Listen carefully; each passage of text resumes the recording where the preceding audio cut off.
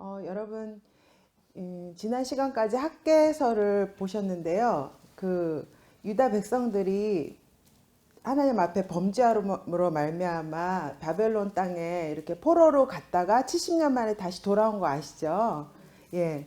그래서 이제 다시 돌아온 이 백성들에게 하나님은 세 명의 선지자를 보내게 되시는데요. 그 세 명의 선지자가 학개, 스가랴, 말라기 이렇게 세 명의 선지자를 보내게 돼요. 또 이 시기에 쓰여진 역사서가 있는데요. 그 역사서는 에스라와 느헤미야서예요. 특별히 에스라서에서 1장에서 6장까지는 이 학개와 스가랴의 그 배경이 되는 역사가 그 안에 들어있거든요. 어떻게 돌아와서 성전 어떻게 건축하게 됐는지, 그리고 그때 방해자들이 누구였는지, 성전이 완공이 되었다라고 하는 말이 6장에 나오거든요. 그래서 이 스가랴와 에스라서를 같이 읽으시면 도움이 된다라고 말씀을 드리면서, 저는 이 스가랴서의 제목을 The Returning King, 돌아오고 있는 왕이거든요.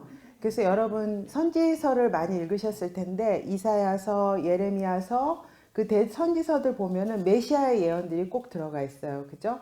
근데 이제 돌아온 백성들이 성전을 건축하고 있는 그 시기에 쓰여진 이 스가랴서는 특별히 메시아 예언이 굉장히 많아요.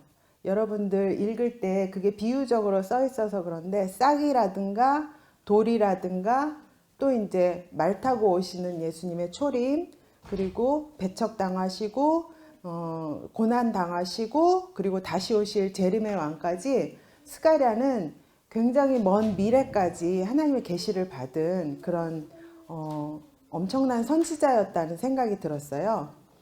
그리고 여러분들 이제 시작을 해보겠는데요.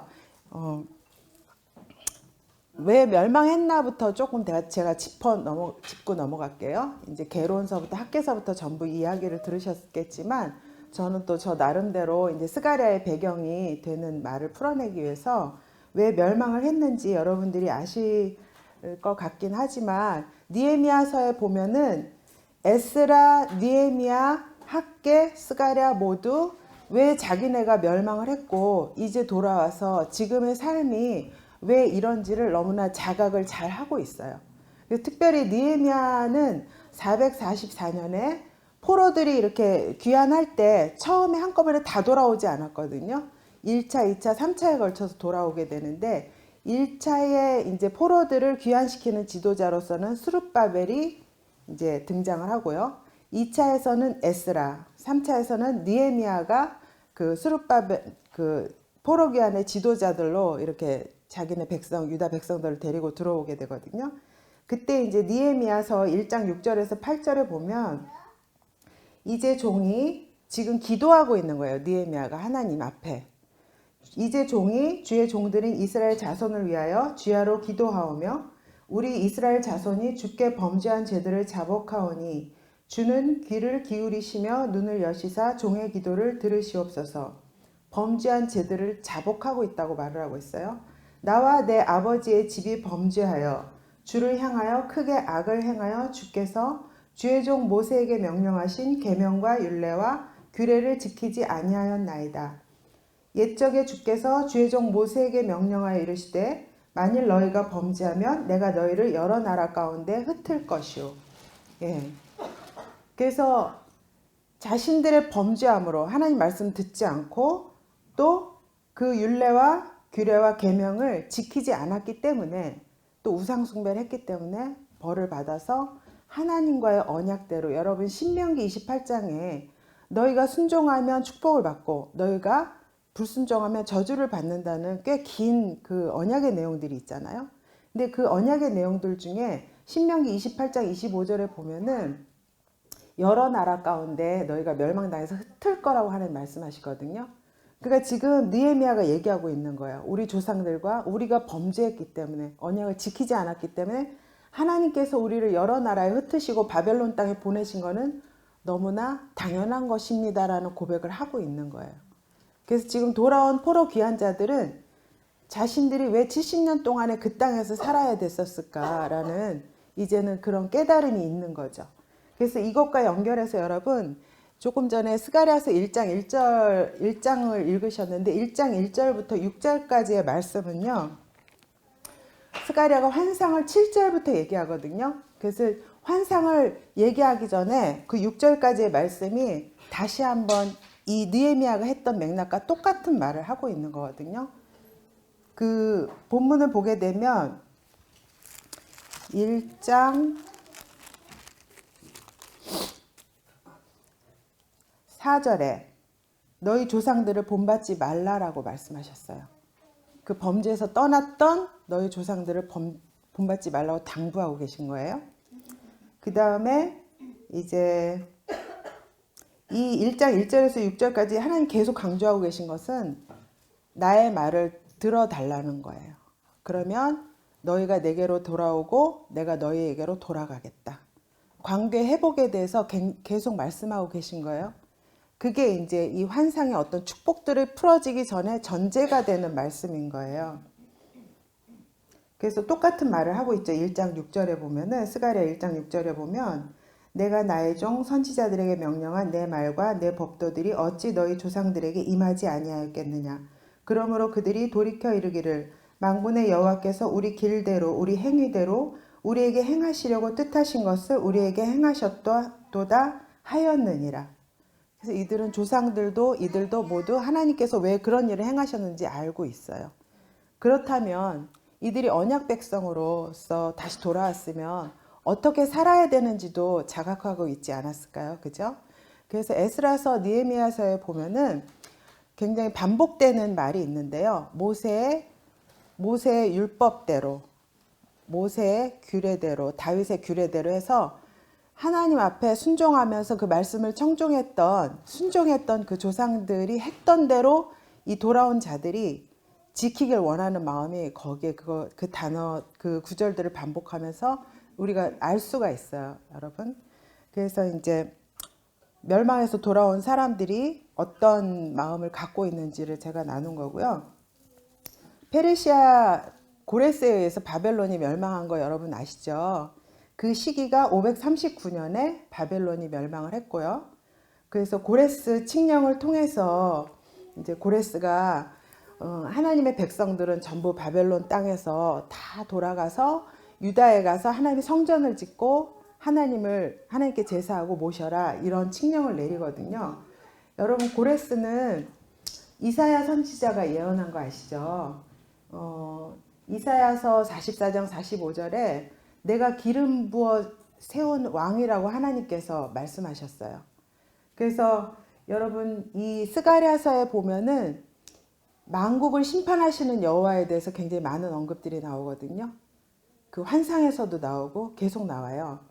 그리고 제가 이제 같이 이 본문을 읽으면서 볼 텐데 하나님이 어떤 분이신가가 나와요.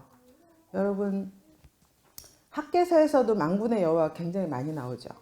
그리고 이 학개서에서 13번 나오고요. 이 스가랴서에서는 몇 번 나오더라? 30 잠깐만요. 그리고 말라기에서는 24번 나와요. 그래서 전부 다 합쳐가지고 83번 나오거든요. 그러면은 꽤 굉장히 많이 나와요. 만군의 여호와가. 근데 여호와의 이름이 굉장히 많은데 만군의 여호와라는 이름을 왜 이렇게 학개서, 스가랴서, 말라기서에서 강조했을까요? 다시 범죄했다가 돌아온 너희는 어떤 하나님을 섬기느냐예요. 그 하나님은 열방을 다스리시고 바벨론을 멸망시킬 수 있는 고레스를 세우시고 그런 전능하신 하나님을 너희는 섬기고 있는 거라고 말씀하고 계시는 거예요. 그래서 이 스가랴서에서 하나님이 어떤 하나님이신가를 여러분들이 또 보셨으면 좋겠어요. 하나님이 위대하시고 전능하시고 모든 것을 다 아시는 그런 하나님이신 거, 그것도 보셨으면 좋겠어요. 그래서 고레스 칙령이 내려지고 스룹바벨이 이제 그 칙령에 의해서 돌아오게 되는 거거든요. 고레스 칙령은 에스라서에서도 그 앞부분에 나오고 또 역대하 뒷부분에도 나오거든요. 바사왕 고레스 원년에 여호와께서 예레미야의 입을 통하여 하신 말씀을 이루게 하시려고 바사왕 고레스의 마음을 감동시키시매. 네. 그가 온 나라에 공포도 하고 조소도 내려 이르되 바사왕 고레스는 말하노니 하늘의 하나님 여호와께서 세상 모든 나라를 내게 주셨고 나에게 명령하사 유다 예루살렘의 성전을 건축하라 하셨나니 이스라엘의 하나님은 참 신이시라. 너희 중에 그의 백성된 자는 다 유다 예루살렘에 올라가서 이스라엘 하나님 여호와의 성전을 건축하라. 그는 예루살렘에 계신 하나님이시라. 여러분, 그래서 팔레스타인과 그 메소포타미아 제국을 이제 점령했던 계속 큰 나라들이 있었잖아요. 아수르와 또 바벨론과 페르시아는 그 식민지에 대한 정책들이 다 달랐어요. 그래서 특별히 아수르는 이제 이주 정책을 폈거든요. 사마리아에 있는 사람들을 저기 멀리 북방 땅으로 보내고 또 그 땅에 있는 사람들을 사마리아 쪽에 이렇게 보내서 막 혼혈되게 하고 그렇게 이주 정책을 썼다라고 하면 바벨론은 모든 사람들을 다 쓸만한 사람들을 다 잡아가는, 그래서 그 땅이 거의 비천한 자들 외에는 남지 않는 그 땅을 비우게 되는 그런 일들을 했고요. 또 페르시아 고레스는 또 뭐예요? 그 다 바벨론이 모아놨던 사람들이 이제 다 다시 다 돌려보내면서 가서 이제 자기 나라의 신들에게 성전을 짓고 예배하고 자기들의 왕자와 왕을 위해서 기도하라고 하는 그런 정책을 핀 거예요. 그래서 여기서도 이제 드러나는 어떤 하나님의 주권적인 부분은 고레스의 마음을 감동시키셨어요. 이방 왕이지만. 그리고 또 고레스가 말하는 거예요. 하나님이 나에게 명령하셨다. 유다 예루살렘에 성전을 건축하라고 하셨다. 그래서 이제 모든 백성된 자들이 이 메소포타미아 제국의 큰 왕이 얘기하니까 말을 들어야 되잖아요. 그래서 이제 건축하러 온 첫 번째 사람들이 스룹바벨하고 같이 돌아온 사람들이에요. 에스라서 2장하고 느헤미야서 6장인가 보면은 이 스룹바벨과 함께 첫 번째로 귀환한 자들의 명단이 나오고 있거든요. 그 불과 많지 않아요. 42,360명이 돌아왔어요. 그리고 2차, 3차는 더 적은 숫자들이 돌아오고 있거든요. 근데 그 돌아온 사람들 중에는 이제 하나님의 성전이 지어지게 됐으니까 제사장과 레위인들, 또 느님 사람들, 또 성전 문지기들, 찬양대들, 이렇게 여러 성전을 섬기는 사람들이 같이 돌아오게 되고, 또 에스라는 특별히 그 사람들의 명단을 이렇게 소상하게 써주고 있어요.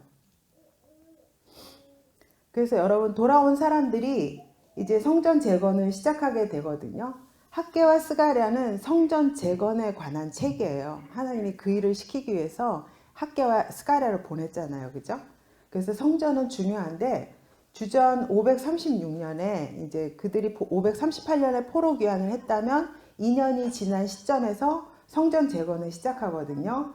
에스라서 3장 8절에 보면 예루살렘에 있는 하나님의 성전에 이른 지 2년 둘째 달에 스알디엘의 아들 스룹바벨과 요사닥의 아들 예슈아와 다른 형제 제사장들과 레위 사람들과 무릇 사로잡혔다가 예루살렘에 돌아온 자들이 공사를 시작하고, 네, 그래서 공사를 시작하긴 했었거든요. 근데 성전이 중단된 거 여러분 아시죠? 학개서에서도 이제 배웠고, 왜 중단됐냐면 520년 학개가 나타나기 전까지 중단돼 있었어요.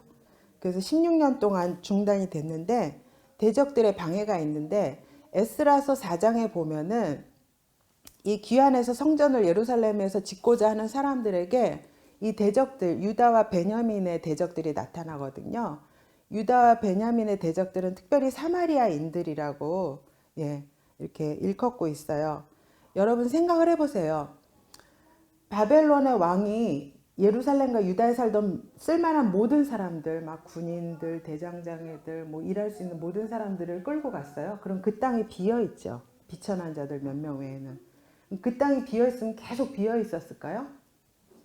주변에 그 암몬이라든가 그런 나라들 있잖아요. 이스라엘의 이방 나라들에 있는 사람들이 와서 이렇게 방해해요. 도비아, 산발랏 이런 사람들이 다 그런 출신들인 거예요. 그래서 그런 사람들이 방해하기 때문에 지금 중단의 상황 가운데서 왜 중단됐는지, 그 대적들이 방해를 했기 때문에 중단이 된 거예요. 못하게. 그리고 여러분 이 페르시아뿐만이 아니라 바벨론도 그렇고 아수르도 그렇고 제국이 너무나 넓다 보니까 이 제국에서 통치하던 왕이 죽으면 반란이 일어나는 거야. 그때 독립하려고. 그래서 지금 다리오 2년이에요. 이거는 통치 연도거든요. 다리오가 왕이 된 지 지금 2년밖에 안 됐어요. 다리오는 522년에서 486년까지 이 페르시아를 통치했던 왕이거든요. 그럼 지금 시대적 배경이 520년이면 지금 다리오가 왕이 된 지 2년밖에 안 됐어요. 그럼 2년 동안 다리오가 뭐를 했느냐? 반란을 진압했죠. 그래서 페르시아 제국의 어떤 정치적인 혼란과 또 이스라엘 땅 가운데 이제 제국 방해하는 세력들 때문에 16년 동안에 이제 멈춰있던 성전이 재건되지 못하고 있었어요. 그래서 고레스는 530년에 이제 죽는데 후계자가 kam비세스와 이제 스메르디스라는 왕자들이 있었어요. 근데 이 사람들이 세력 다툼하다가 스메르디스 먼저 죽고 캄비세스가 이제 하다가 애굽에서 왕정원 갔다 오다 죽게 되거든요. 그 다음에 이제 가짜 가우마타가 고레스 아들인 척 하다가 들통나고 다리오 히스타스페스라는 이 다리오 왕이 지금 우리가 학개스가랴의 배경이 되는 왕이고요. 이 사람이 고레스의 아들은 아니지만 이제 어떤 그 반란을 진압할 수 있는 위치에 있었던 고레스의 이제 신하쯤 되는 사람이었어요. 그래서 이 사람이 진압을 하면서 제국을 평정을 했죠. 그러니까 반란이 일어나는 거를 굉장히 싫어했던 그런 상황인 것을 여러분들이 생각하시면 되겠고요. 그래서 다리오는 고레스의 적통 아들이 아니기 때문에 어떻게 혈통적으로는 이 왕위 계승에 대한 명분이 없었어요. 그럼 어떤 명분을 세울 수가 있을까요? 다리오가 했던 정책들을 그대로 따라가는 거예요. 그래서 성전 재건도 멈췄다가 다시 할 수 있었던 게 고레스가 내렸던 칙령도 발견이 되었지만 그의 정책을 따르는, 그래서 자기 왕위에 대한 정당성을 있게 하고자 하는 그런 의도가 있었어요. 그래서 지금 시대적인 배경은 다리오 1세가 522년에 왕위 계승을 했고 520년에 성전 건축을 재개했죠. 여러분 지난 시간에 학개에서 봤을 때 학개가 520년 6월 1일 날 그죠? 나타나잖아요. 그래서 처음 예루살렘에 있는 백성들에게 책망을 하면서 시작을 해요. 너희들이 삶에서 우선순위를 잊어버렸다. 너희가 왜 이스라엘에 돌아왔는지 그거 까먹었느냐. 너희가 지금 삶이 그렇게 핍절하고 어려운 것은 너희가 할 일을 하지 않기 때문에 하나님이 한재를 들게 하고 불어버렸다. 이렇게 말씀하시잖아요. 그래서 계속 하나님의 주권적으로 어떻게 역사하고 계신지가 이제 이 모든 책들에서 나타나고 있는 거예요. 그래서 에스라서 5장 1절에 보면 학개와 스가랴가 나타나서 예루살렘에 있는 사람들에게 이제 건축을 독려했다는 그런 말씀과 함께 이 시기는 520년은 1차 포로기한 538년에서 이제 18년이 지난 이후고요. 또 성전 공사가 시작됐다가 멈춘 지 16년이 된 그 시점이에요. 그래서 여러분 지난 시간에 학개서부터 계속 쭉 살펴보면 하나님이 성전 건축에 대해서 굉장히 원하고 계신 걸 그 마음을 느끼셨나요? 예. 성전이 왜 이 이스라엘 사람들에게 중요한가요? 출애굽기에서 보면은 거기는 이제 애굽에서 막 탈출한 백성들이 그냥 가나안 땅에 들어가기에는 너무 생짜백인 거예요. 그래서 훈련이 필요한 거예요. 하나님 백성으로 거룩한 백성으로 살기에.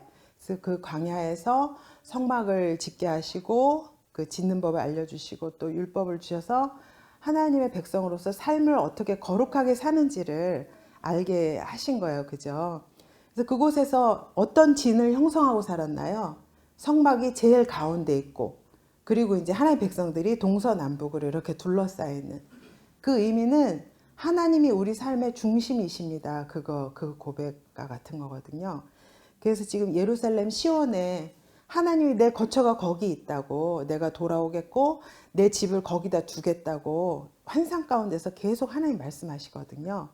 그래서 여러분들이 이제 성전 재건을 왜 그렇게 해야 되는지, 성전 재건이 왜 중요한지, 그곳에서 하나님이 만나 주시겠다고 말씀하셨어요. 그죠? 그리고 그곳에서 드리는 여호와께 예배를 하나님 받으시고, 또 그곳에서 이들이 어찌할 수 없는 죄 문제가 제물을 통해서 이제 제사함을 받는 그 거룩하게 되는 그런 문제가, 그런 일들이 행해지고, 또 율법을 통해서 삶에서 어떻게 거룩한 삶을 살 수 있는지, 이건 지키고 이건 지키지 말고, 예, 너희가 부정해지니까 그런 모든 말씀들이 이제 율법과 이 제사법을 통해서 거룩한 이스라엘 백성이 되는 것에 대한 그 통로를 하나님 마련해 주신 거거든요. 그래서 지금 하나님의 마음은 하나님 중심, 성전 중심의 삶을 살도록 원하시는 마음이 있는 거예요. 그래서 성전이 지어지고 있는 상황을 하나님 너무 좋아하시잖아요. 그 9장 20, 그 학개서에 9월 날짜들이 막 나오잖아요. 근데 9월 24일 날 하나님이 이런 말씀하셨죠. 오늘부터 너희들에게 어떤 축복이 풀어지는지 지켜보아라. 이전과 같지 않을 거야 라고 말씀하시거든요. 예. 그게 이제 성전 지대를 놓고 나서예요. 6월 24일부터 성전 건축이 시작됐고요. 그로부터 3개월이 지난 9월 24일 날 성전의 기초가 놓여지고 본격적으로 올라가기 시작했을 때 하나님이 이들의 이제 하나님을 먼저 생각하는 그 중심과 태도를 보고 축복이 풀어질 거야 라고 말씀을 하신 거예요. 이것은 이제 그냥 연도별로 이렇게 한 건데, 이건 이용원 간사님 자료를 제가 좀 잘하셔가지고 제가 빌려서 본 거고요. 이 돌아온 사람들의 상황은 이제 학개서에서 다 했기 때문에 제가 그냥 넘어갈게요. 그리고 학개서에서 백성들이 학개의 말을 들었을 때 반응들을 다시 한번 살펴보면요. 학개가 막 선포하면서 책망하고 했을지라도 학개의 말을 들은 백성들은 여호와를 경외한다고 말을 했어요. 그들의 마음이 부드러워져 있는 거죠. 그래서 하나님은 내가 너희와 함께한다. 그리고 하나님께서 스룹바벨과 여호수아와 모든 백성들의 마음을 감동시키셨어요. 그래서 이들은 하나님을 경외하는 반응을 보였고요. 하나님의 전 공사를 시작하게 된 것이죠. 그래서 하나님 계속적으로 성전 공사를 하고 있는 이 백성들을 위로하고 격려하시는데, 이것도 학개서에서 하신 말씀이에요. 스룹바벨아 스스로 굳세게 할지어다. 대제사장 여호수아야 스스로 굳세게 할지어다. 이 땅 모든 백성아 스스로 굳세게 일할지어다. 네, 이 담대하다는 말이 들어있는 거거든요. 굳세게 할지어다, 굳세게 할지어다. 이건 여호수아에게 네가 강하고 담대하라고 했던 그 말과 맥락이 똑같은 단어를 쓴 거예요. 그리고 하나님께서 계속 학개서에서 격려하셨던 말은 애굽에서 나올 때 너와 내가 언약했던 그 언약이 그대로 지금도 유효하다라고 말하는 거예요. 너희가 아직도 언약 백성이야. 벌은 잠깐 받았지만 나랑 관계가 아직도 유효해. 이렇게 말씀하고 계신 거요. 하나님의 영이 계속하여 이스라엘 가운데 머물러 계시다고 말씀하셨어요. 너희는 두려워하지 말지어다. 그래서 하나님의 영이 계속 이스라엘을 돕고 계시고 함께 하신다라는 말씀이고요. 이것을 스가랴의 말로 하면 스가랴서 4장 6절에 이는 힘으로 되지 아니하며 능으로 되지 아니하고 오직 나의 영으로 되느니라. 스룹바벨아 너의 힘과 능력, 인간적인 힘으로 할 수 없어. 이것은 하나님의 영이 함께 할 때 이루어질 수 있는 거야. 그래서 지금 계속 포로귀환 자들에게 성전 재건을 주도하시고 하나님의 주권으로 능력으로 역사하고 계신 하나님이신 것을 여러분들이 이렇게 전제로 깔고 이 책을 본문을 보시면 될 것 같아요. 그리고 학개서에서 거의 끝 무렵에 하나님이 마지막으로 주신 약속의 말씀이 있거든요. 이 말씀을 통해서 하나님이 어떤 하나님이신가 보시면 되는데, 하늘과 땅과 바다와 육지를 진동시키시는 전능하신 하나님이에요. 이 스가랴서 11장에 보면은 11장이 이렇게 시작하거든요. 나는 구름을 일게 하고 비를 내리는 여호와다. 그러니까 창조주 하나님이라는 거예요. 어떤 우상이 너희들에게 비를 주는 것이 아니야. 그래서 계속 어떤 전능하신 하나님인 것을 스가랴는 계속 얘기하고 있는 거예요. 그리고 마지막 때 열방을 심판하실 하나님. 여러분 다니엘서에서도 열방을 주관하시고 모든 제국들을 일으키는 그 모든 예언들을 하게 하시면서 이 제국들을 주관하시는, 열방을 주관하시는 분이 하나님이신 것을 우리는 알 수가 있어요. 그죠? 그래서 이제 기초적인 정보를 보시도록 할게요.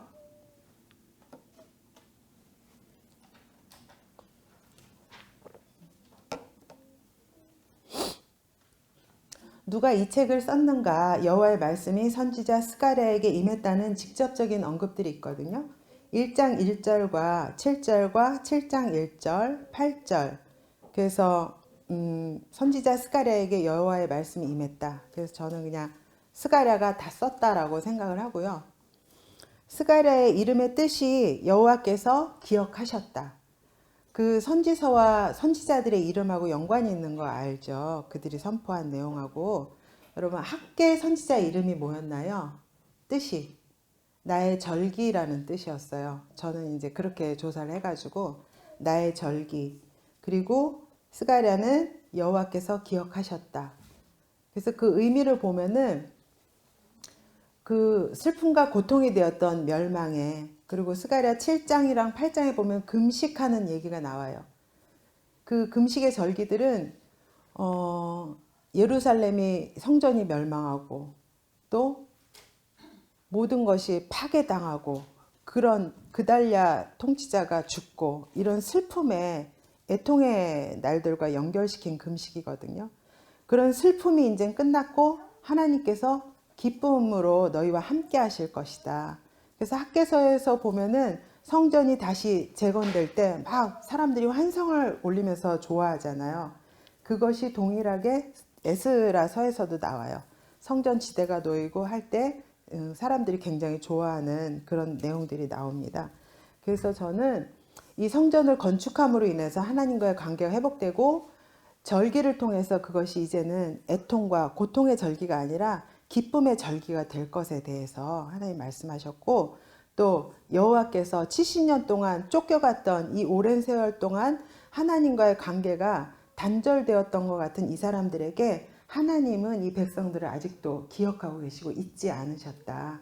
예, 그런 의미로 스가랴라는 그 이름하고 저는 연결을 시키고 싶었고요. 스가랴의 특징을 한번 좀 더, 저자에 대해서 특징을 좀 더 살펴볼게요. 이또의 손자 베레가의 아들 제사장이에요. 지금 1장 1절에서는 이또의 손자 베레가의 아들 선지자 스가랴라고 했거든요. 그래서 직임이 제사장도 있었지만 선지자도 하나님 부여하신 그런 사람이었어요. 느헤미야 12장 4절에 보면 12장 1절에 보면 스알디엘의 아들 스룹바벨과 예수와 함께 돌아온 제사장들과 레위인들의 명단. 그래서 12장 4절에 이또가 나오거든요. 그래서 할아버지 이또하고 스가랴는 70년 동안 바벨론에 있었으니까 거기서 태어난 것으로 보여져요. 그리고 젊은 때에 예언 사역을 시작했는데요. 스가랴서 2장 4절을 잠깐 보실까요? 이르되 너는 달려가서 그 소년에게 말하여 이르기를 예루살렘은 그 가운데 사람과 가축이 많으므로 성곽 없는 성읍이 될 것이라 하라. 그래서 천사가 이제 달려가서 그 소년에게 말을 했거든요. 이 소년이 바로 환상을 보게 되는 스가랴인 것이에요. 그래서 소년이라고 봤을 때는 젊은 시절에 예언 사역을 시작한 것으로 이렇게 보여지고요. 또 스가랴서 6장 12절과 13절을 보면 성전 재건에 관한 예언을 했거든요. 6장 12절과 13절을 같이 보시면 말하여 이르기를 만군의 여호와께서 이같이 말씀하시되 보라 싹이라 이름하는 사람이 자기 곳에서 돋아나서 여호와의 전을 건축하리라. 그가 여호와의 전을 건축하고 영광도 얻고 그 자리에 앉아서 다스릴 것이요 또 제사장이 자기 자리에 있으리니 이 둘 사이에 평화의 의논이 있으리라 하셨다 하고, 네. 그래서 제사장이 이제 자기 자리에 앉아서 다스리는데 이게 메시아와도 연결된 그런 예언이거든요. 그리고 스가랴서 1장 7절에서 6장 8절까지 하나님이 주신 환상을 보고 예언을 했어요. 네. 1장 7절에 보면 환상을 이제 보게 되는데 520년 11월 24일 환상을 보기 시작해요. 이 날짜가 뭐예요? 여러분 성전 지대가 같은 해 9월 24일 날 놓이게 됐죠. 학계서에서 봤을 때. 그죠? 그것이 학계의 마지막 예언이 됐고 그로부터 2개월이 지난 이후에 지금 이제 스가랴에게 환상이 임했고 그 환상에 대해서 말씀을 하고 있는 것이 하나님이신 거예요. 네. 그리고 열방의 심판과 회복에 대한 예언들이 있어요. 9장 1절에서 8절에 보면 이스라엘 주변 나라들에 대한 아람이라든가 블레셋이라든가 그런 나라들에 대한 심판과 회복에 대한 예언들이 나오고요. 또 9장에서부터 14장까지 스가랴 뒷부분은 장차 오실 메시아와 그분의 다스림에 관한 예언이 이렇게 되고 있어요. 그리고 누가 이 책을 썼는가를 조금 더 보면 에스라서가 말을 하고 있거든요. 에스라서 5장 1절과 6장 14절 선지자들 곧 선지자 학개와 이또의 손자 스가랴가 이스라엘의 하나님의 이름으로 유다와 예루살렘에 거주하는 유다 사람들에게 예언하였더니 그래서 5장 1절과 6장 14절에서 6장 14절은 성전을 건축하며 일을 끝냈어요. 그래서 완공에 대한 언급이 있는 구절이에요.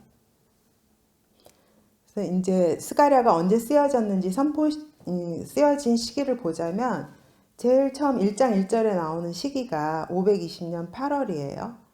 이 시기는 학개가 마지막 예언을 하기 그 전달, 그죠? 9월 24일 날 성전 지대 놓기 전 그 전달에 스가랴가 나타나서 학개와 같이 이제 동시대 사람으로서 예루살렘에서 같이 예언을 이제 하고 있는 거예요. 번갈아 가면서.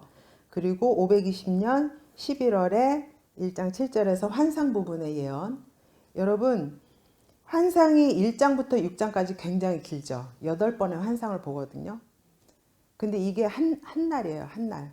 다른 날짜가 언급되지 않았어요. 그래서 제가 이걸 보면서 참 이날 스가랴가 피곤했겠구나. 잠을 거의 못 잔 것 같아요. 너무 환상을 많이 받느냐고. 그러면서 도대체 이게 뭐지? 막 이러면서 환상 받고 묵상하고 예루살렘에 가서 성전 건축하고 있는 사람들에게 하나님이 이제 메시지라고 그러면서 막 얘기해 주지 않았을까요? 이게 너무나 격려의 말씀이기 때문에 지금 삶도 어렵고 막 먹고 살기 바빴었잖아요, 이 사람들이. 그죠? 그리고 9월 달이면은 농사를 또 준비해야 되는 그런 계절이었단 말이에요. 그래서 여러 가지로 마음도 분주한 가운데서도 성전 건축하는 순종을 하고 있는 사람들에게 힘이 딸리는 사람들에게 하나님이 이제 계속 스가랴를 보내셔서 이제 말씀으로 이렇게 격려를 하고 계시는 상황인 것을 여러분들이 생각하고 계시면 될 것 같아요.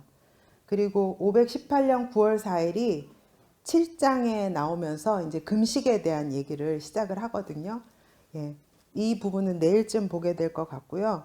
그래서 저는 쓰여진 시기는 518년 9월 4일 이제 이 스가랴가 이제 연도를 마지막으로 언급한 그 시기 이후로 저는 보고 싶어서 518년 9월 4일 이후에 이 책을 썼다라고 저는 그렇게 일단 잡았고요. 이 책의 중심 내용은 뭐냐면요. 성전 재건을 통한 이스라엘의 회복, 그러니까 하나님과의 관계 회복까지 다 포함된 회복이에요. 그리고 물리적인 회복, 영적인 회복까지 전부 다 포함되어 있어요. 그리고 오실 메시아를 통한 미래의 소망을 주기 위해서. 지금 성전을 지으면서 하나님과 회복되어지는 너희에게 이러한 일들이 다 이렇게 기다리고 있다. 너희에게서 메시아가 나올 거라면서 굉장한 계속 소망을 주는 그런 의미가 있는 거예요. 그리고 이 책이 쓰여진 이유는 성전 재건을 하고 있는 이스라엘을 격려하기 위해서 또 성전 재건을 이끄시는 분은 하나님이시라는 것을 알도록 하기 위해서 메시아 왕국의 승리와 영광을 통해서 포로 귀한 공동체에게 소망을 주기 위해서 쓰여졌다라고 저는 생각을 했습니다. 이 책에서 강조되는 하나님의 성품은 이스라엘을 너무나 회복하고 싶어 하시는 하나님의 마음. 그 11장쯤에 가면은 10장 6절 그 하반절에 보면요. 하나님 이렇게 말씀하고 계세요. 내가 너희들을 돌아오게 한다. 그들은 내가 내버린 일이 없었음 같이 될 거다. 그러니까 멸망당해서 저쪽 바벨론에 내가 내다버린 자식처럼 그런 일이 없었던 것처럼 온전하게 완전하게 회복이 될 거라고 말씀을 하고 계시는 거거든요. 예. 그리고 만군의 여호와, 네. 전능하신 하나님에 대해서 이 책을 보시면서 또 보셨으면 좋겠고요. 백성을 위해 제물이 되시는 하나님. 9절에서 낙이 타고 오시잖아요. 겸손하게. 그리고 백성들이 배척을 하고 고난당하는 예수님의 모습, 또 온천하의 왕이 되시는 하나님. 그래서 재림하셔서 그 발이 감람산 동편에 우뚝 서 있는, 그래서 온 천하가 그분이 예수님이신 걸 알고 천하의 왕으로 좌정하신 하나님. 예, 그런 하나님의 성품을 볼 수 있고요. 구조를 보기 전에 여기까지 들으시면서 이제 좀 더 질문이나 뭐 얘기하고 싶으신 거 있으시면 제가 같이 나눌까요? 제가 말 속도가 빠르진 않죠. 예, 예.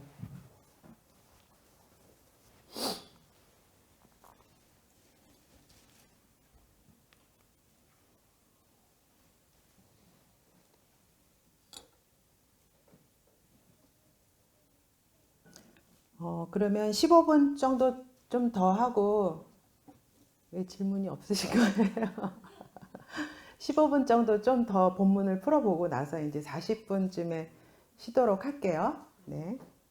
저는 스가랴서 구조를 1장부터 14장까지 있는 책인데 1장 1절에서 6장 15절 성전 재건을 격려하시는 하나님, 그리고 7장과 8장을 금식의 본질, 너희들의 성전된 삶, 네, 하나님 백성들에게 어떤 삶을 살기를 원하시는지를 말씀하고 계세요. 또 9장에서 14장까지 메시아가 다스리는 나라는 어떤 나라인지, 예, 그 부분으로 저는 이렇게 세 대단원으로 나눴고요. 시간적인 배경은 학개와 스가랴 가운데 520년 7월 21일부터 지금 9월 4일까지, 그래서 7월 21일 날 학개가 예언을 했고요. 이전의 영광이 이전 영광보다 나중 영광이 더 크리라. 그리고 금도 내 것이고 은도 내 것이다. 내가 이 전을 충만하게 할 것이다. 그렇게 말씀하고 계시죠. 이게 성전을 재건하기 시작부터 주시는 하나님의 소망의 말씀이 계속되는 거예요. 학개부터 스가랴까지. 그리고 또 이제 1장 스가랴 예언이 이제 520년 8월부터 11월 24일, 9월 4일 이렇게 계속 이어지고 있어요. 성전 재건을 격려하시는 하나님의 말씀 1장부터 6장까지 보도록 하겠는데요. 아까도 제가 도입 부분에 말씀드렸던 것처럼 1장 1절에서 6절까지 하는 말씀은 너희 조상들을 본받지 말라. 그리고 너희는 내게로 돌아오라. 그리하면 내가 너희에게로 돌아가리라. 근데 이미 백성들은 하나님께로 돌아가는 걸로 성전을 재건하면서 자신들의 마음을 표현을 한 거예요. 그죠? 여호와를 경외하면서 이 일을 시작을 한 거잖아요. 너희 조상들은 나의 말과 규례를 듣지 않더니 형벌을 받았다는 것을 알게 되었다. 그리고 그들의 고백은 1장 6절에 나오는 것은 우리가 살아온 것과 우리가 행동한 것을 보시고서 결심한 대로 우리가 마땅히 받아야 할 벌을 내리셨다고 하였다. 그래서 보면은 선지자 스가랴가 하나님께 일방적으로 이건 계시를 받았어요. 그래서 하나님의 지금 마음이 어떤지 백성을 향해서, 그래서 너희 조상들처럼 그렇게 절대로 하지 마라고 말씀하고 계신 거죠. 여러분 이 이제 1장 7절에서 보면은요. 520년 11월 24일 날 한날에 주어진 환상이라고 말씀을 드렸고요. 1번부터 8번째까지 이 스가랴가 보게 되는 환상 부분이에요.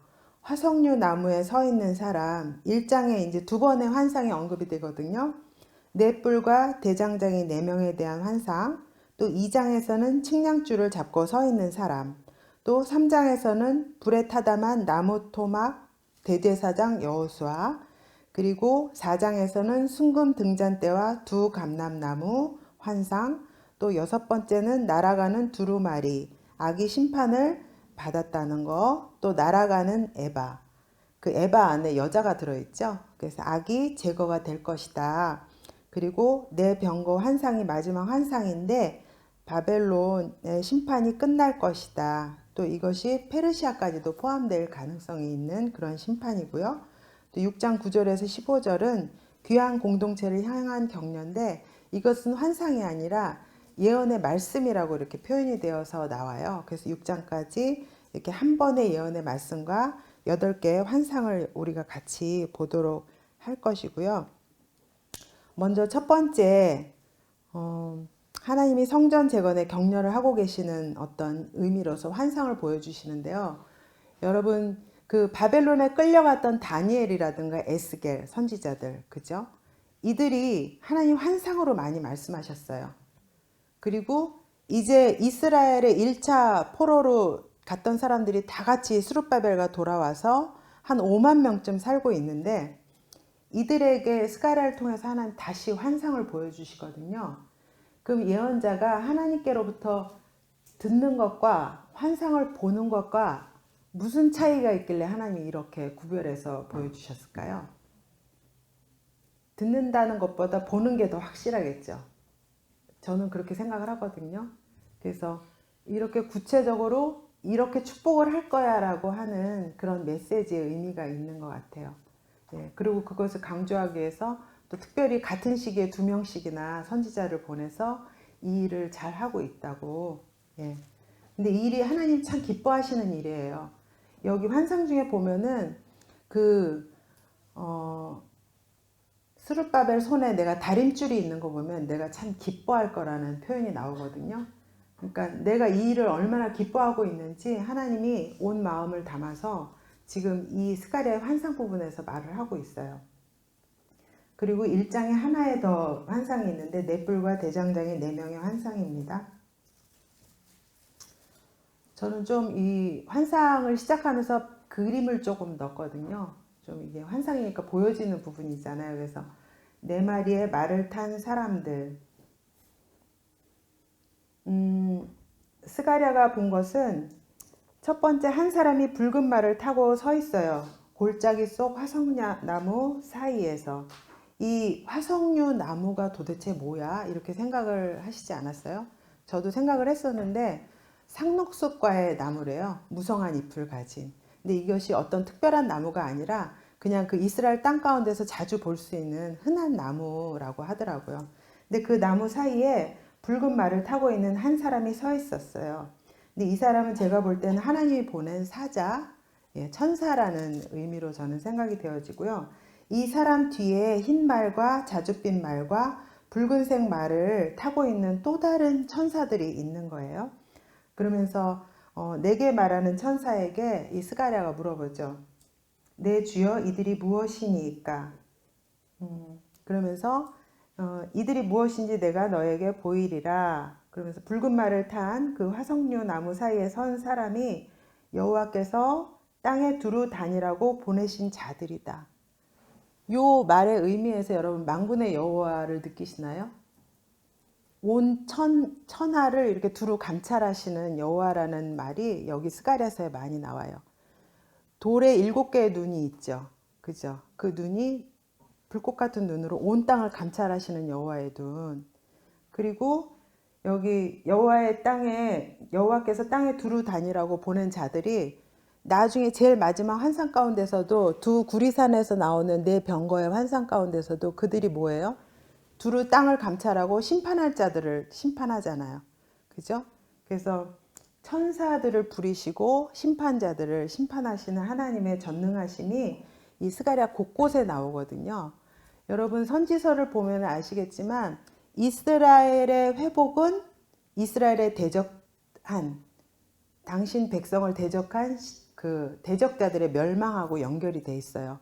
그래서 여기서 보여지는 것은 하나님은 이제 성전을 재건하러 하나님께 순종하고 있는 이 백성들 편에 서셨고 이 백성들을 대적하면서 멸망시키셨던 모든 나라들, 특별히 바벨론, 그들을 멸망시키는 여호와 하나님이신 것을 볼 수가 있는 거예요. 그래서 만군의 여호와가 그렇게 계속 언급되고 있는 이유가 그런 의미가 있고요. 그래서 화석류 나무 사이에 선 여호와의 천사에게 이 다른 말을 탄 그 세 명의 천사가 다시 보고하고 있어요. 우리가 땅에 두루 다녀 보니까 온 땅이 평안하고 조용하더이다. 왜 땅이 조용하면 안 되나? 막 이런 생각이 저는 이 부분을 읽을 때 들었었는데, 그 뒷부분을 보면 알 수가 있는 것이 12절에 보면 그 천사가 하나님께 탄원을 하거든요. 뭐라고 탄원을 하냐면, 만군의 여호와여, 여호와께서 언제까지 예루살렘과 유다 성읍들을 불쌍히 여기지 아니하시려 하나이까? 이를 노하신 지 벌써 70년이 되었나이다 하매, 그러면서 하나님이 그 다음 말씀을 하시기 위해서 이것을 어떤 장치처럼 70년 동안 포로 생활했던 내 백성들을 나는 불쌍히 여기는 마음이 있다라고 말하기 위해서 이 부분을 언급을 한 것 같다는 생각이 들었어요. 그러면서 바로 이어지는 말씀이 선한 말씀 13절에 보면 위로의 말씀을 하고 계신 거예요, 하나님께서. 그러면서 하나님의 마음을 여기서부터 내비치기 시작하시는데, 이방 나라들은 내가 이스라엘이 잘못했기 때문에 벌 주려고 했던 것보다 훨씬 더 심하게 내 백성을 다루었다라고 말을 하고 있어요. 그래서 이방 나라들에 대한 유감이 있는 것이고, 그래서 지금 천사들이 얘기하고 있는 거예요. 우리가 온 땅을 다 두루 다니면서 보았는데 왜 이 땅이 조용해야 됩니까? 하나님, 내 백성들을, 이렇게 하나님 백성들을 심해 지나도록 괴롭힌 이 사람들이 벌도 안 받고 이렇게 조용하게 평안하게 잘 먹고 잘 사고 있는 게 이게 말이나 됩니까? 라고 말을 하고 있는 거거든요. 그랬을 때 여러분, 이 심판에 대한 내용이 지금 여기 같은 1장 안에 있는 네 뿔과 네 대장장이에서 이 심판이 수행되고 있는 것을 볼 수가 있어요. 이 모든 환상들은 계속 연결이 되거든요. 예. 그러면서 하나님의 마음이 이제 내가 그들 나라 때문에 진노하는 마음이 있다라고 말씀을 하고 계세요. 하나님 마음이 불편하다. 그리고 16절에 보면은 내가 이제 예루살렘에 돌아왔다라고 선포를 하고 계시거든요. 그래서 여러분 1장, 2장에 계속 보면은 하나님께서 뭐라고 하면요. 17절에 1장 17절 예루살렘을 택하리라. 다시 택하신다는 거예요. 하나님 도성으로. 그리고 2장 10절에 보면 내가 와서 내 가운데 머물 것이다. 그리고 12절에 2장 11절에도 보면 나는 내 가운데 머물리라. 또 2장 12절에 보면 다시 예루살렘을 택하시리라. 여러분, 계속 반복되는 부분들을 보실 수 있겠어요? 다시 나의 도성으로, 나의 거처로 내가 예루살렘을 택할 것이고 난 돌아올 것이고 거기에 내 성전을 건축해서 너희와 함께 살 거야. 이렇게 말씀하시면서 나는 질투하는 하나님이라고 말씀을 하고 계시거든요.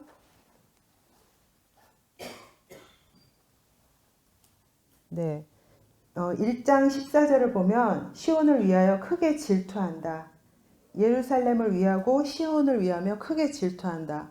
여러분 아가서에 보면 그 술람미 여인과 왕이 서로 사랑의 언어를 막 나누는데 얼마나 사랑하면 그 사랑은 많은 물도 꺼질 수 없는 그 사랑, 그죠? 그리고 죽음보다 더 강한 그 사랑.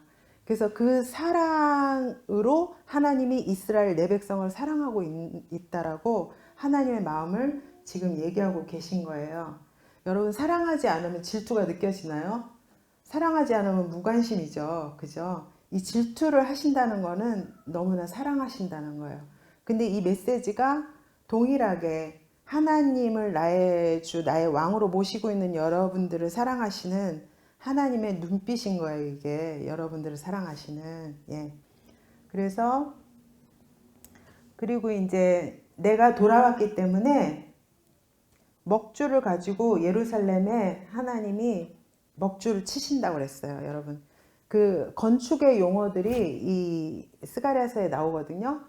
먹줄, 또 다림줄, 측량줄, 각종 줄이 나와요. 그래서 하나님이 이제 성전이 다시 지어지고 예루살렘 성읍이 다시 재건될 것에 대해서 이런 구체적인 언급들을 통해서 확실성을 이제 주시는 거거든요.